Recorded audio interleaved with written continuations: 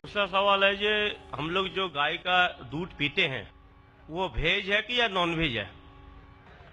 भाई का सवाल है कि हम गाय का दूध जो पीते हैं वो वेज है कि नॉन वेज है। साइंटिफिकली गाय वेज है कि नॉन वेज है? भाई साहब, हम लोग जानते हैं नॉन वेज है। गाय नॉन वेज है ना? हाँ, तो उसका दूध वेज होगा या नॉन वेज होगा? नॉन वेज, लेकिन नॉन- हम लोग का धर्म में वो देवी है। हाँ, अभी उसके ऊपर बाकी सवाल आ गया ना। आपका पहला सवाल था कि दूध नॉन वेज है क्या वेज है, तो मैंने पूछा गाय नॉन वेज है क्या वेज है, आपने कहा नॉन वेज, तो दूध भी नॉन वेज होगा। तो साइंटिफिकली दूध नॉन वेज है, लेकिन क्योंकि दूध के बिना आपकी जिंदगी नहीं गुजर सकती है तो दूध को लोग ने वेज कर दिया। आप समझे ना? दूध के बिना जिंदगी गुजरना मुश्किल है तो दूध को वेजिटेरियन कह दिया। तो मेरे तकरीर में जो मुनाजरा हुआ था मेरा एक जैन के साथ कि गोश्त खाना इंसान के लिए हराम है कि हलाल है। हम भी जैन है। मालूम है आपका नाम जैन है?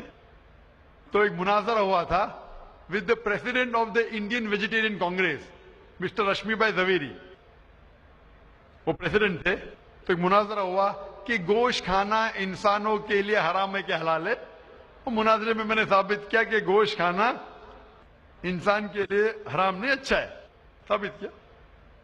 और उसमें यह भी कहा कि दूध नॉनवेज है, लेकिन सारे वेजिटेरियन दूध पीते, क्यों? आप समझ रहे ना?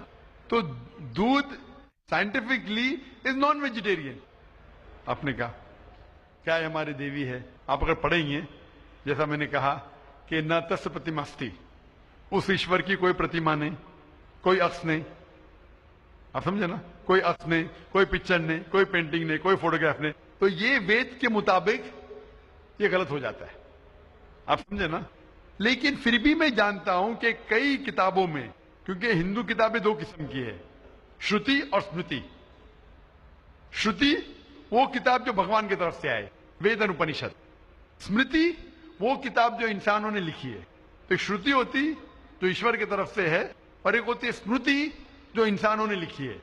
तो मैं जानता हूं कि कई हिंदू मजहबी किताबों में, खुसूसन स्मृति में, ऐसी चीजें लिखी है जो श्रुति के खिलाफ है।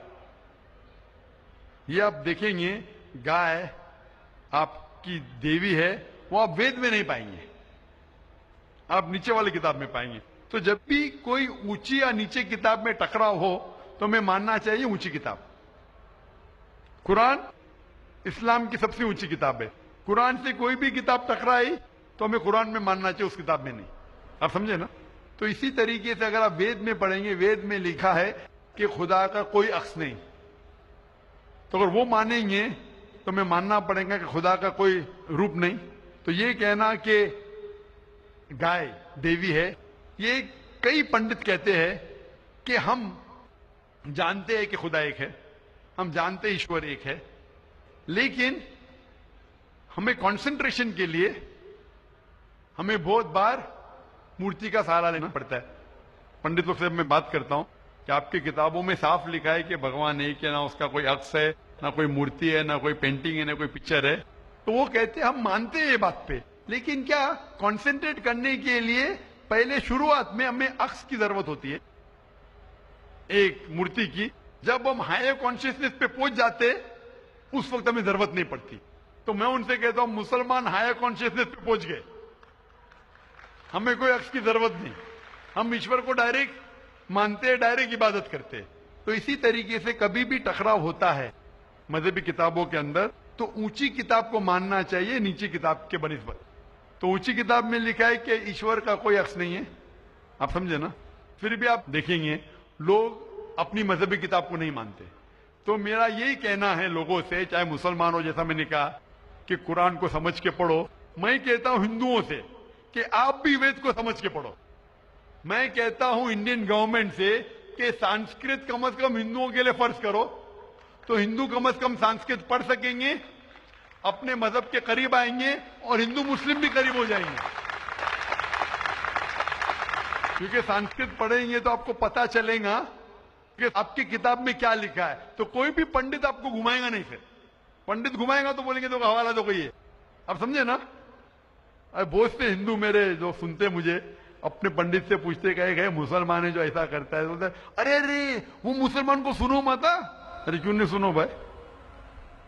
मैं अगर हवाला गलत दे रहा हूं तो आप आके पूछ सकते मुझे कि आपने जो हवाला दिया वेद का गलत है। मैं इंसान हूं, गलती कर सकता हूं, आप समझे ना?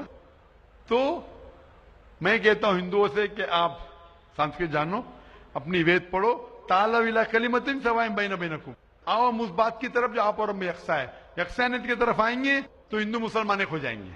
Hope the answer the question.